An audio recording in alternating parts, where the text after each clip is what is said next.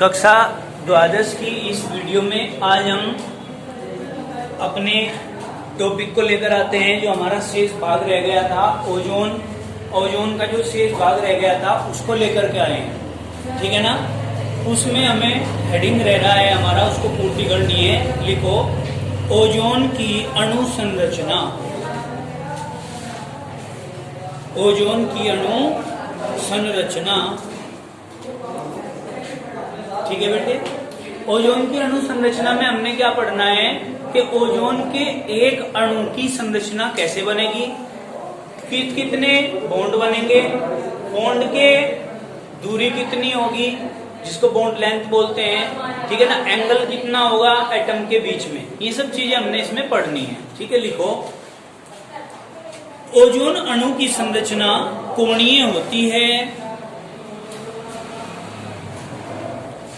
Ozone अणु की संरचना कैसी होती है, कोणीय होती है।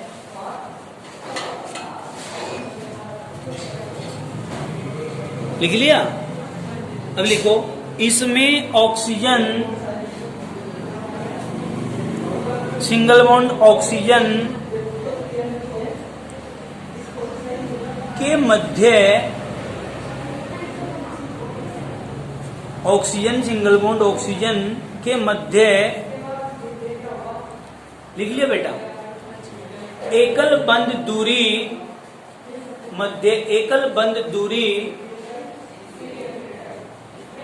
1.28 एंगस्ट्रॉम तथा 1.28 एंगस्ट्रॉम तथा द्विबंध दूरी, द्विबंध डबल बॉन्ड की जो दूरी है वो 1.21 एंगस्ट्रॉम और ये करना है ऑक्सीजन ऑक्सीजन ऑक्सीजन, O3 है ना, यानी कि तीनों ऑक्सीजन, ऐसे लिख लो, के बीच बंद कोण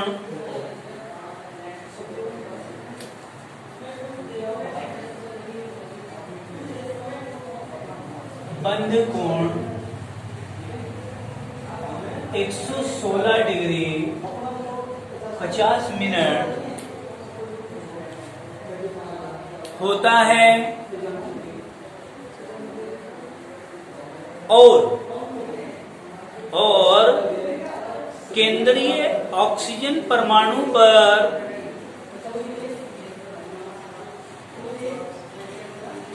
sp2 संकरण होता है।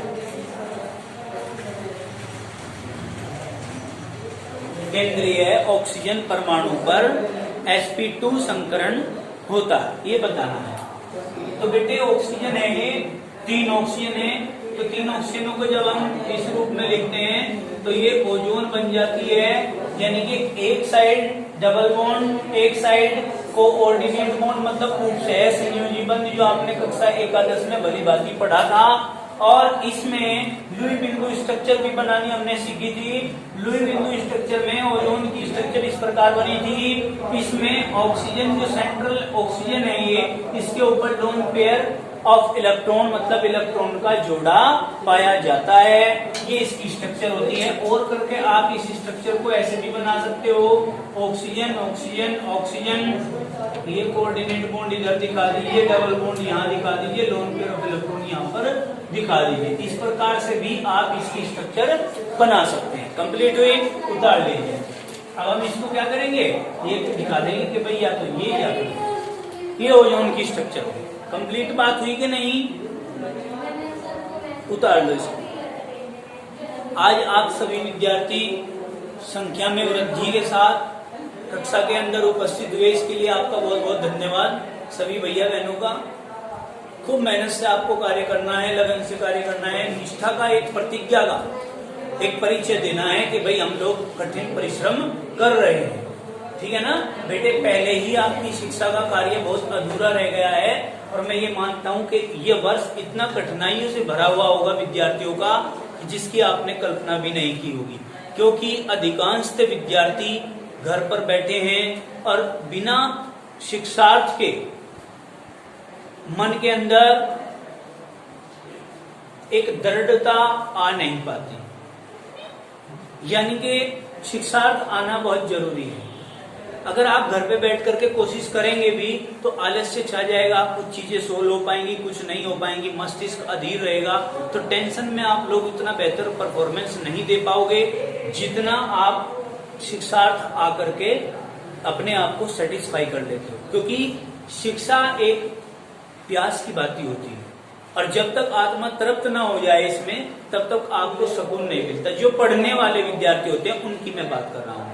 जो निठल्ले होते हैं, जिनको कुछ करना नहीं होता है, मैं कुछ नहीं कर रहा, मैं तो अपना टाइम पास करते हैं, वो एक फॉर्मेलिटी समझ के चलते हैं हर चीज को। लेकिन आप सोचिए कि जितना नुकसान हो रहा है, क्या इतना समय जो हमारे पास बचा हुआ है हम पूर्ति कर लेंगे? उसमें नहीं हो सकती। इसलिए खूब मेहनत से काम करना है। क्लियर हुई बात? समझ में आ रहा है? बहन जी चलो, नहीं समझ में आ रहा है? आगे चलिए। अब आप लोग एक क्वेश्चन लिखेंगे जो इम्पोर्टेंट क्वेश्चनों में आता है।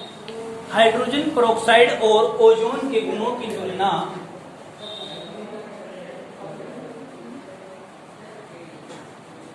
डिफरेंस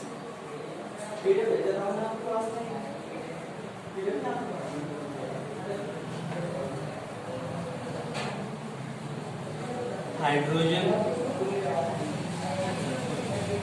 पेरोक्साइड और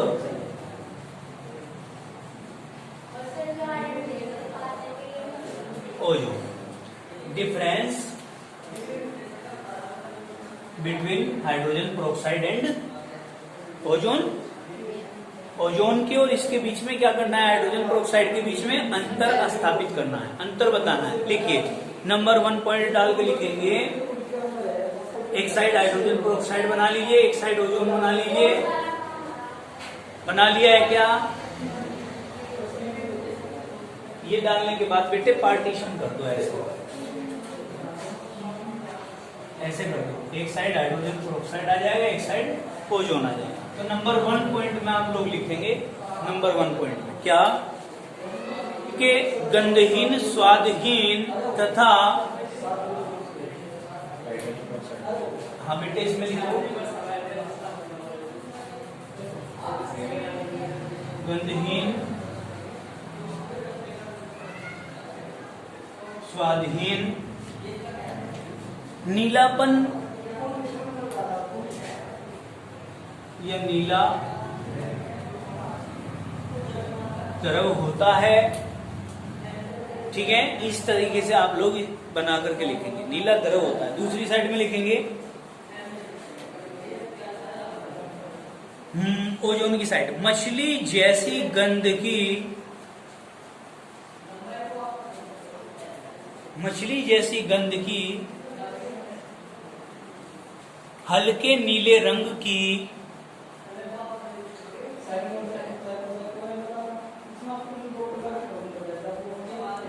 हल्के नीले रंग की, ठीक है बेटा, क्या होती है? गैस होती है, गैस होती है। देखिए अब या स्पीड थोड़ी सी तेज करना जो मैं बता रहा हूं। सेकंड पॉइंट लिखो। अब सेकंड पॉइंट क्या है? मरकरी से कोई क्रिया नहीं करता। कौन? Hydrogen peroxide. आप कहेंगे नॉट रिएक्ट विद मरकरी, मतलब मरकरी से कोई क्रिया नहीं करता।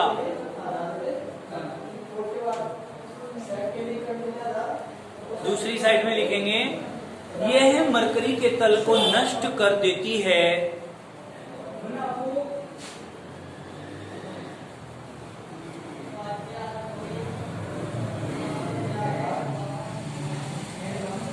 मरकरी के तल को नष्ट कर देती है, जिससे मरकरी कांच व कागज पर चिपकने लगता है। जिससे मरकरी कांच व कागज के तल पर चिपकने लगता है। प्रोसेस ठीक चल रहा है? प्रोसेस सही चल रहा है? चलिए थर्ड पॉइंट लिखो।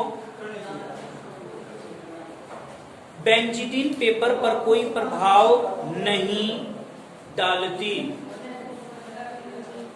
बेंजीडीन पेपर पर कोई प्रभाव नहीं डालती।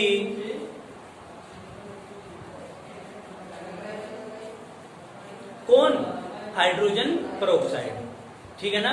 दूसरी साइड में लिखेंगे बेंजीडीन पेपर को भूरा कर देती है। कौन? ओजोन। बेंजीडीन पेपर को भूरा कर देती है। कौन कर देती है? ओजोन कर देती है। फिर नेक्स्ट और लास्ट पॉइंट है आपका, ये लिखेंगे रेणुबेंजीन। समझ में आ रहा है?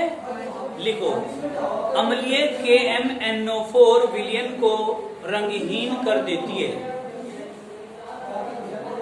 अम्लीय KMnO4 विलयन को नीला क्या कहा? रंगीन कर देती है। रंगीन कौन कर देती है बेटे? Hydrogen peroxide. हाइड्रोजन पेरोक्साइड रंगहीन कर देती है किसको? KMnO4 विलयन को। क्योंकि KMnO4 विलयन का रंग गुलाबी होता है, संतरिया सा होता है। ठीक है ना। उसको क्या कर देती है? ये रंगीन कर देती है, उसके कलर को खत्म कर देती है। दूसरा लिखिए अम्लीय KMnO4 पर कोई प्रभाव नहीं होता। किसका? ओजोन का।